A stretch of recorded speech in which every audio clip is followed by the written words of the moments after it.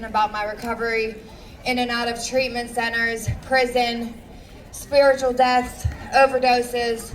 But the most traumatic and the most one that was life-saving to me, in 2014, we lost my brother to an overdose. This last year was 9 years. They say that grief changes you, and I have to say that it definitely does. We all learn how to deal with grief differently. For me, I did not deal with it well. I had 9 months clean, and I started using. I didn't know how to deal with my feelings. I didn't know how to process his death. My brother was my best friend. We got high together. I have a lot of guilt and shame at that moment that I had not been with him, been able to save him, been able to help him. My brother died in a car wash lot in my father's truck by himself. No one deserves to die that way. You know, like as using addicts, we always think that we're immune to it. It'll never happen to us. It'll never happen in our family. We know how to get high. We know how to use and successfully not die. Because like in the moment, like I wanted to die. That's all I wanted. I wanted to die. I didn't want to live the way that I was living anymore. I didn't want to have my mother and my father and my family go through the pain they were going through watching their daughter become somebody who she didn't even want to become. But when you're using, you know no other way. I didn't want to be a thief anymore. I didn't want to lie. I didn't want to manipulate. I didn't want to disappoint. I didn't want to see the look on my son's face every time I lied to him. I remember my father calling me that day, and I remember every word he said to me. I remember what I was wearing. I remember where I was at. I remember the pain. I also remember being at the funeral home in the room, looking at my brother laying on a slab, silver metal, with a white sheet over top of him, and I remember the scream of my father. I will never forget that. That is something that you do not ever, ever forget. If anybody here has experienced somebody in their life with an overdose or found somebody who had overdosed, you know that it is traumatic. Narcaning someone is traumatic. My brother never had the opportunity to be Narcaned. He was by himself and he died. He never had the chance to have what I have. From that moment on, I decided that I was going to successfully use until I died. I know for a fact that day, I locked the door. My father was just trying to get over the fact that his son had been gone for 1 year, one whole year. And at that moment, I locked the door. Somehow my grandmother managed to come through that door and get my father. My father had to witness his daughter overdose on the bathroom floor. That's only God. Only God that my grandmother made it in there, because it saved my life. I went into treatment and I never looked back. I never looked back. All I wanted to do in that moment was to honor my brother. I didn't want to scare my family anymore. I didn't want to watch my father have to go through the pain. I wanted him to be able to grieve my brother properly without having to grieve me before I was even dead.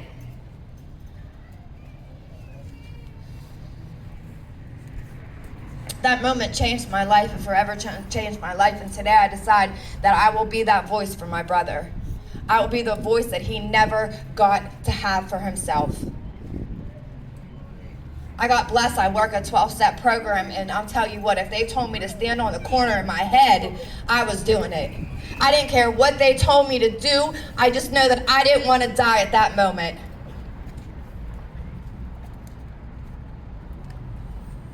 My brother's overdose saved my life. Saved my life. And from that moment on, my family was forever changed. We have this bond in our family that we have never had before. I love my family with all my heart. My family is everything to me. My father, I'll let you tell his own story, but he has been more involved in trying to help the next recovering addict than anybody I know. And like, that's what we came out of this. Instead of grieving and having to, we get to honor my brother in some way. And that's what it means to me. That's what's so special. So like I stayed clean today for my brother. I stayed clean today for all of the many, many friends that we have lost to overdoses. Many friends. If you're here today and you think that you can go out and use one more time and come back, I just want you to know that you may never come back. You may never come back. Please stay. This year, next week I'm going to Cancun, and while I'm in Cancun, I'll celebrate 8 years clean.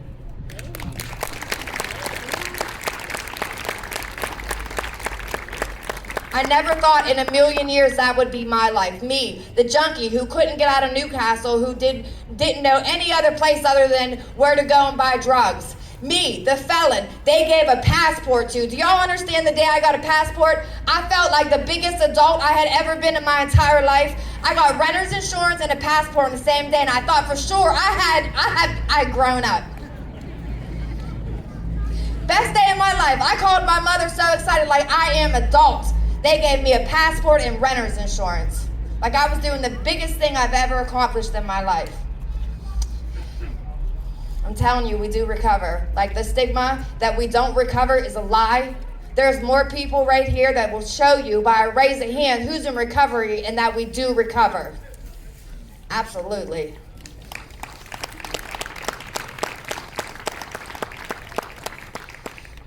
It's a blessing. I work in treatment. I live in Allegheny County, and I work in a treatment center. And let me tell you what, if you work in a treatment center, I get to see patients every single day who come in and show me exactly who I was.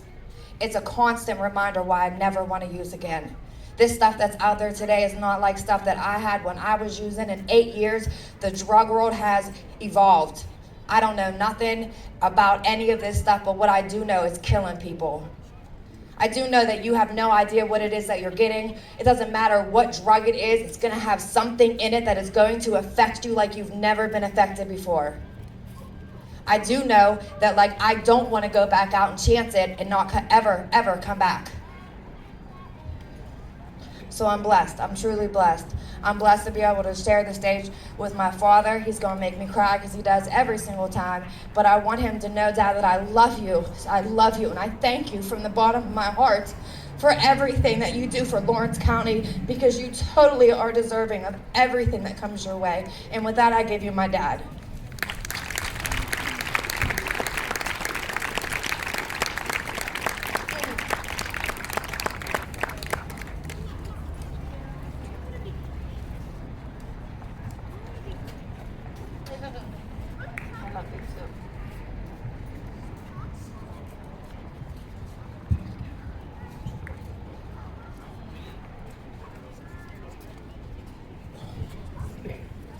Hi, everybody. My name is Vaughn Crisci. I am Colleen's father. I'm a very proud father. Colleen's the love of my life. She's come a long way. She's been through a lot, as we all have. She said, I lost my son, her brother, August 1st, 2014. Worst day of my life. I can't even sit here and tell you the pain that there is losing a child, whether it's to addiction, whether it's to whatever.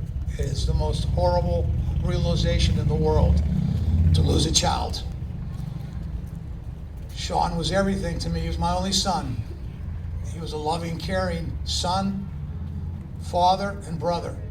He had 2 children, Nevaeh and Clint, who are now 22 and 20. They've been without their father for 9 years. And it's heartbreaking, but God's brought them back into my life. Just this summer, they surprised me on Father's Day by coming to visit me. I hadn't seen them in 9 years. And it's the greatest thing I ever had happen to me. But Sean struggled with addiction, as Colleen said, as Colleen did. They both did. I watched them both for years struggle with this. And I always thought that I could save them. And I thought by, giving them money and doing this for them and doing that for them, that I was helping them. I wasn't helping them. I was only enabling them to continue doing what they were doing. I didn't understand what I was doing. I thought I knew addiction. I had addiction in my life when I was younger. Back in 1985, I went to Gateway Rehab. I came out of Gateway 30-some years ago.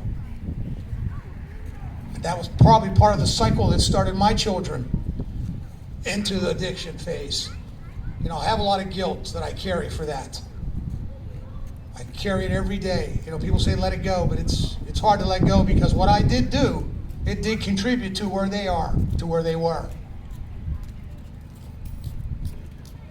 You know, as I said, Sean didn't want to die. He wanted to live. We talked about it many times. I mean, I knew what was going on. I knew that there was fentanyl around back then. Back in 2014, fentanyl was around. This isn't something new that just came, you know, yesterday. It's been around. I saw it on the news. It was happening in Pittsburgh. People were overdosing from fentanyl and carfentanil. I tried talking to him. We talked many times. He didn't want to die. We cried many times because of this. Unfortunately, he didn't have the time. So, like Colleen said, he was alone. He died at a car wash.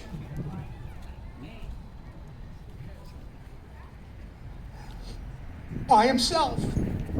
That's the hardest thing I have to live with, is that he was by himself. I couldn't be there with him.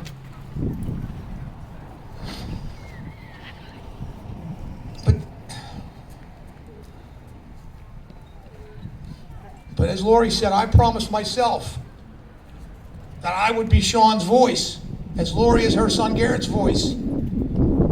That I would never, ever, ever let him be forgotten. Never. That's why I do what I do with Vision Ministries and Recovery Coalition and whoever else. Because I care about you people that are in recovery. You're my heroes. The people in recovery are my heroes. Because it's a hard road that you've been through. You've been through hell and back. And now you've seen the light. And where you're at today, don't ever take for granted what you have. Don't ever take for granted your life. Because it can be gone like that. You know, I was at work, beautiful day like today. All of a sudden I saw my boss drive up. And I knew something was wrong, because he never came to the job site. Never. But he pulled in, he came up, I could see it on his face, he knew something was wrong. And I thought it was my mother, because my mother was in her 80s. And when he came up to me and told me my son was dead, I lost it. I was out in the country. I ran out into a field. I was down on the ground. I was screaming and yelling and pounding the ground. This can't be true. But it was true. He was gone. I couldn't bring him back. It's something you never get over. You know, people say time heals all things. I'm here to tell you, it doesn't heal this. And it never will. It never will. The only thing I have is to put the word out there to try to help people understand what is going on with the drug situation today. These aren't drugs. This is poison that is out there today. It's fentanyl. And it's not pharmaceutical fentanyl that you get at the hospital or any place else. This is synthetic fentanyl that's being made by the cartels in Mexico. And the chemicals are coming out of China, going into Mexico. They're making it down there. You know, people say they got a fake peel that was cut with fentanyl. You got a peel that was fentanyl cut with binder. That's all you got. There is no such thing as real drugs out there today. Everything out there has fentanyl in it. I mean, there's some people that choose fentanyl as their drug of choice. People in active addiction use fentanyl as their drug of choice. Maybe their tolerances are at a point where they can, but eventually it will get you. It will kill you. Fentanyl will kill you. So that's why I do what I do. My son, if he was here today, he would tell you, don't take the same road that he took. Don't leave your parents without their son, their daughter. Don't leave your loved ones without their brother, their sister, their mother, their father, their cousin. Because this is affecting everybody. Everybody. I mean, you know, it's a great crowd we have here today. But this place ought to be jammed. This place ought to be packed, because people need to listen. They need to understand how devastating this is. You know, like they said, we had 85 overdoses in Lawrence County last year. We are the second highest overdose rate per capita in the state of Pennsylvania. Second highest in the state of Pennsylvania. Think about that for a minute. In the whole state. We're the second highest with overdose deaths. We need to step up. We need to come together. We need to spread this word. If you have loved ones that are struggling, please try to get them in some help. Please try to convince them to seek some help. Because if not, unfortunately, one of your loved ones could be on these posters down here. You know, I visit my son at the cemetery now. That's where I visit my son, and I don't want any other parent or any other family member to have to visit their loved ones at a cemetery. There's no worse feeling in the world. So like I say, if you have somebody, talk about this. Don't let the stigma is the worst thing we have with this situation, with the drug epidemic and addiction we have in this country, is the stigma. Everyone's afraid to talk about it. I'm not. I'm not ashamed of my son. I'm not ashamed of my daughter. They're both good people. As everybody in recovery, you're all good people. You made some bad choices, no question. I'm not going to discourage that or discount that. You made the choice, no question. But you've also made the choice to get clean, and that's a bigger choice. That's a great choice. I don't want to see any more parents have to suffer this. So I beg you, talk to your kids, talk to your grandkids, talk to your loved ones. Explain to them what you've heard, what you found out. Like I said, there's no drugs out there that are safe. I would not want to be in active addiction today. Because you're taking your life, every time you use, it could be your last breath. You're going to leave behind a mother and a father and a brother and a sister and a son and a daughter. It's got to stop. It's got to stop. And we as a community can do this. We can put a stop to this. That's why we at Vision Ministries, what are just one program, we get into the schools. We've been in every school in Lawrence County. Last year, we talked to over 7,000 students, teachers, and administrators. Because that's where our future is with the kids, with the children. Because if we can break this demand, we can break the supply. People say, oh, you're crazy, that's never going to happen. Yeah, well, I don't believe that. I believe that our young kids are smarter than that. If you tell the kids the truth, and you're honest with them, and you show them where this is going, they can figure it out. They're not. If we lie to them, they're going to want to experiment. All kids want to experiment. Let's be honest. When you're younger, I know I did. You know, kids are curious. They want to know about things. If we don't educate them and tell them about what's going on, they're going to find out themselves the hard way. That's why I say we as a community can stop this. We have to stop this. Isn't it enough? Haven't we had enough deaths in our community? I can't think of anybody in this community that has been touched by this. Nobody.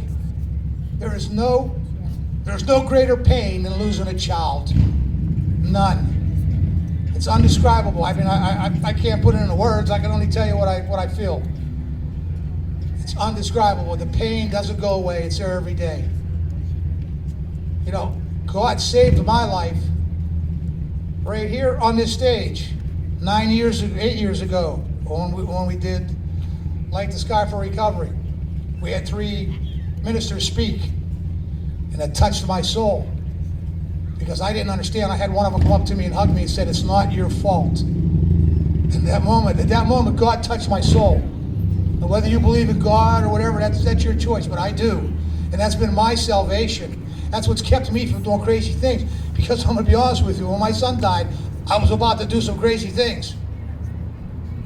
But I realized that wasn't the answer. That wasn't the answer. My son made the choice. He did it. I accept that. But we can't allow this to just, we just can't bury our head in the sand and say, this is somebody else's problem. Somebody else will fix it. Our government will fix it. Somebody else will take care of it. It ain't going to happen. People in recovery, you're the answer. You've been there. You've been through this hell. Your voices, your stories can save so many lives. So don't ever be ashamed of who you are and what you've been through. Be proud of who you are and where you are today. Because I am so proud of you people in recovery. That's why we, the Recovery Coalition, we do these events, to bring everybody together. You know, we try to do events during the year to honor people in recovery because it's important. We need to stop this. We need to stop this. I'm tired of crying. I'm tired of seeing people die. I'm tired of mothers and fathers coming up and saying, I lost my son, my daughter. So please, keep this conversation going. Talk to your loved ones. Talk to your children. Talk to your grandchildren. Let them know what you know. Don't be the next person that has to put a face on this poster board. And if you know somebody that wants to be a part of this, please see Lori, see myself, see Dan and Randy. We do this because we don't ever want to forget them. They're gone, but they are not forgotten, and never will they be forgotten. Not as long as I can breathe will they be forgotten, or anybody else. So I just want to thank you for listening to me. I love you all. God bless you. Thank you.